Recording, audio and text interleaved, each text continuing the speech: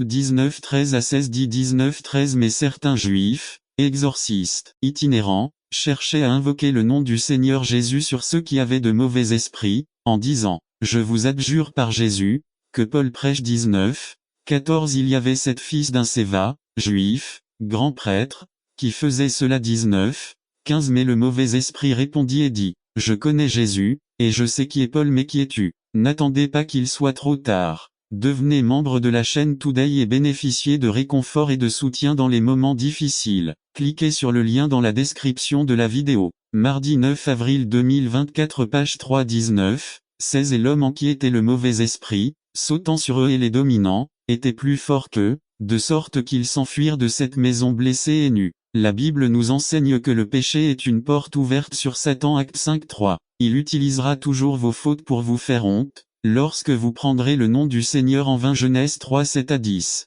Cependant, la parole nous enseigne que ceux qui croient de tout cœur en lui ne seront pas honteux 1 Pierre 2 6 5 3 Domaine de soumission 1 La société 2 La famille 3 L'Église 6 La société La Bible est le manuel de vie du croyant. À travers elle, chaque personne qui a cru en Jésus-Christ gouverne sa vie, comme la parole infaillible autorisée par Dieu pour catalyser notre conduite en société. Dieu ordonne dans sa parole que dans la société dans laquelle nous vivons, nous nous soumettions à, les dirigeants et les autorités Tite 3 1 Pierre 2 14b, toute institution humaine 1 Pierre 2 13c, les autorités supérieures Romains 13 1 Je suis sûr que tous les chrétiens sont d'accord sur le fait que nous devons vivre une vie en paix avec l'État, à condition qu'il n'interfère pas avec nos croyances religieuses, ni n'ordonne des lois qui violent nos convictions ou compromettent nos convictions. Pendant des années, les chrétiens ont eu différentes manières d'interpréter et de penser lorsqu'il s'agissait de soumission aux autorités supérieures. Certains disent A, que le chrétien ne doit pas s'impliquer dans la politique,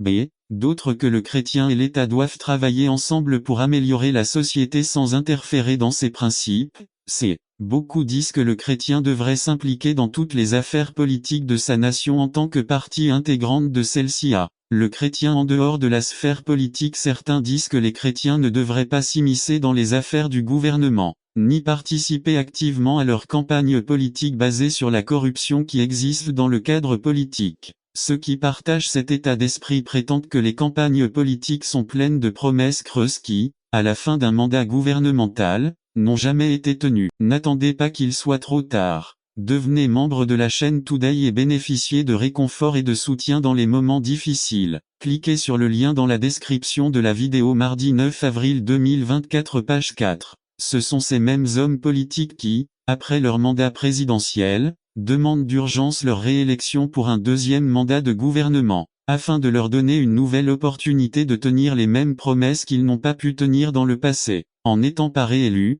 ils créent ainsi un argument pour justifier leur bonne foi dans leur travail politique et une réputation apparente auprès de ceux qui leur ont fait confiance, laissant au terme de son parcours politique, toutes ces promesses non tenues sur les épaules d'une société qui n'a pas décidé de le soutenir. B. Le chrétien et le gouvernement Certains croient que le chrétien et le gouvernement devraient travailler ensemble sur des plans et des projets qui profitent à la société, sans perdre de vue les finalités pour lesquelles ils le font, et sans confondre ou mélanger les rôles et les principes qui les séparent tous deux. L'Église a un intérêt totalement différent de celui de l'État. Les intérêts de l'Église sont spirituels, tandis que ceux de l'État sont politiques. Mais lorsque ces deux-là se réunissent, dans un but précis, ils peuvent avoir un impact très positif sur la communauté grâce à leur influence. C. Le chrétien et la politique D'autres croyants croient que le chrétien devrait participer activement aux affaires politiques sans compromettre ses principes spirituels et moraux, qu'ils doivent travailler consciencieusement à l'élection et à la réélection d'hommes politiques qui soient à la hauteur de leurs croyances religieuses et participer activement au vote, à la diffusion et à la propagation de leurs programmes politiques afin que nous vivions dans une société meilleure, tranquillement et paisiblement. C'est la famille. Le désir de Dieu est que toutes les familles sur terre vivent une vie victorieuse et bénie dans tous les domaines pertinents, tant physiquement, spirituellement qu'émotionnellement. Nous avons pu le constater dans la première famille créée sur terre, où ils se trouvaient dans un environnement extrêmement bon, préparé par Dieu et mis à leur disposition pour qu'ils puissent en profiter pleinement. Ils étaient dans un bon état physique, spirituel, émotionnel et matériel jusqu'au jour où le péché a été découvert en eux. Le péché détruit les familles. Un amour inconditionnel. L'amour de Dieu pour la famille est inconditionnel. C'est pourquoi l'amour agape, attribué uniquement à Dieu, est considéré comme supérieur à tous les autres. L'amour agape signifie l'amour suprême, sans condition, l'amour par décision. Dieu a décidé de nous aimer sans aucune condition, même lorsque nous étions pécheurs. Romains 5:8 1 Gin 4:7 à 10. C'est un amour inné et substantiel qui caractérise un Dieu qui est amour. Dieu n'a pas d'amour, Dieu est amour. 1 Gin 4:16. La première phrase à Satan le diable, Ave mon mari. 4 mots-clés. Femme d'action, femme parée, femme de bonne attitude, femme des attentions. B. Marie-Pierre 3, 7-7 de même, vous, Marie, soyez compréhensifs dans votre vie conjugale, chacun traitant sa femme avec respect, car en tant que femme elle est plus délicate, et tous deux sont héritiers du don agréable de la vie. Ainsi, rien n'entravera vos prières. Soyez prévenants, pensez à vos femmes. Un âge, qui agit avec réflexion. 2 Qui s'occupe et respecte les autres, ou est attentif et respecté. Soyez respectueux, respectez vos femmes. Un âge, cela provoque la vénération et le respect. 2 Cela observe la vénération et le respect. Soyez spirituels, aimez-les comme Christ a aimé l'Église. Galates 3 26 à 28 26 Vous êtes tous enfants de Dieu par la foi